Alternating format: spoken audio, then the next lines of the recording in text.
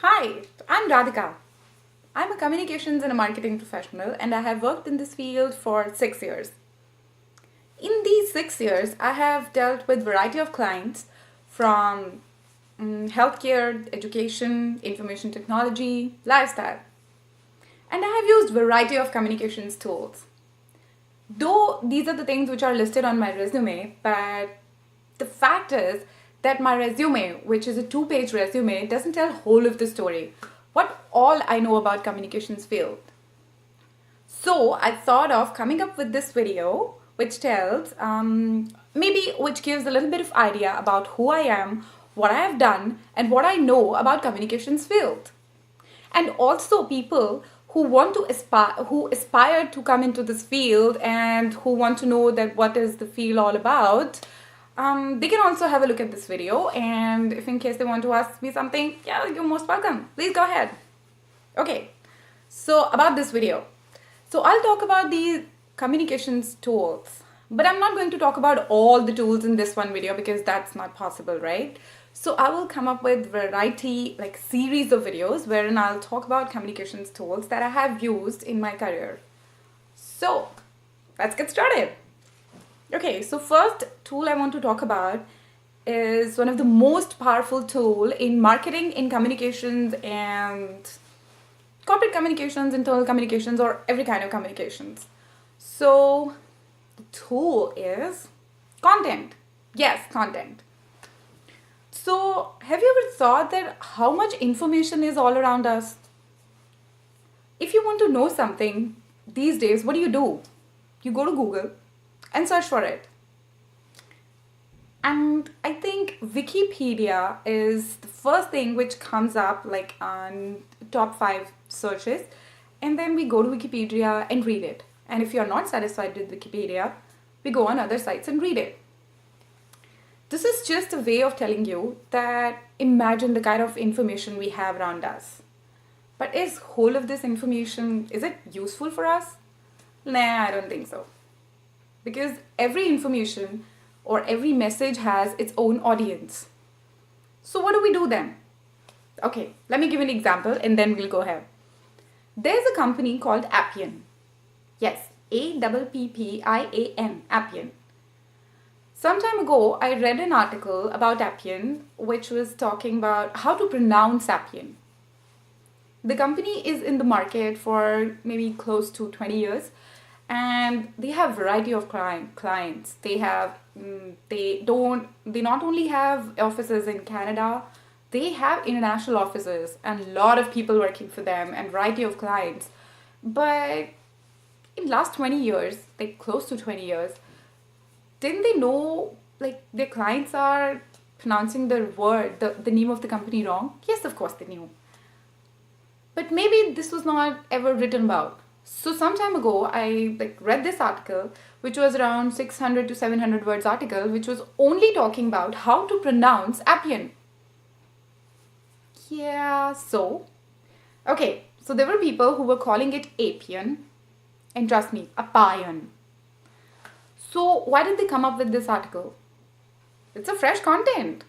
Have you ever seen yourself going on Google or YouTube and trying to know how to pronounce XYZ word? Oh, I do it a lot of times. I just go to Google or YouTube and try and see how to pronounce those brands. Like, which people commonly called Louis Vuitton. Oh, that is not Louis Vuitton. So, I think why these videos are very popular these days are, the reason is because these videos have fresh content, or for example that article had fresh content. Imagine, like, they have been in the market since so long and still they found out that people are not pronouncing the name of the company in a right way. So they come up with the fresh content, fresh idea to tell people how to call name, like how to pronounce their name. Interesting, right? Yeah, so that tells me that content which is fresh, which is interesting, which can engage your consumer, and specifically which can get your message across your target audience is very important these days. Yes, so first and one of the most powerful tool for communications is content. Great. So let's move on to our second tool, which is events. Yes, events. Like I have seen many B2B companies focusing on events like trade shows and panel discussions. But I have seen in my career, in short span of career, that there are a lot of companies, B2C companies, that don't give due importance to events, because they're like, ours is the product that's going to be sold in like variety of departmental stores or like these online or e-commerce and stuff like that, but they don't give due importance to their to events. Okay, so imagine if right now I had a brand, like a tag right here close to my heart, and I walk out and there are around 200 people in a room. There is a chance that among those 200 people, around 50 will ask me, "Hey, what is this? What are you wearing right here?" And I tell them, "Oh, that's my company." Your company? What do you do? I mean, what is your company all about? Right then and there, I have around 50 people who are interested to know what my company is and what do I do. So just imagine the power of networking. Among those 50 people, there will be at least 10 people who, not right now, if not right now, they would remember around maybe 2 months, in a 2 months time or 3 months time or 5 months time, that what do I do? And they might give me a call and get into collaboration or partnership. So this is one of the short way to get partner marketing or collaborations.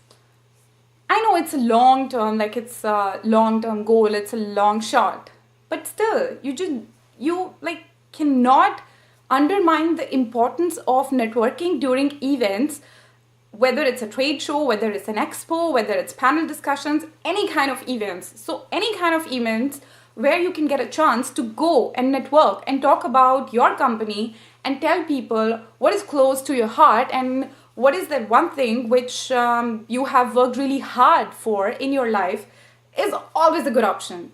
So go out, tell people, meet people, and network. Great. So these are the two things which I'm going to talk about in this video. And these are the two communications tools which I have used extensively during my career, like short span career.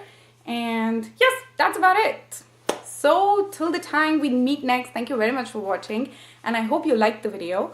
And if you have any comments and if you want to know about my career, if you want to chat about my career, you can always get in touch with me at radhi.sharma, SHARMA28 @outlook.com. Thank you very much for watching. Till we meet next. Bye bye. Namaste.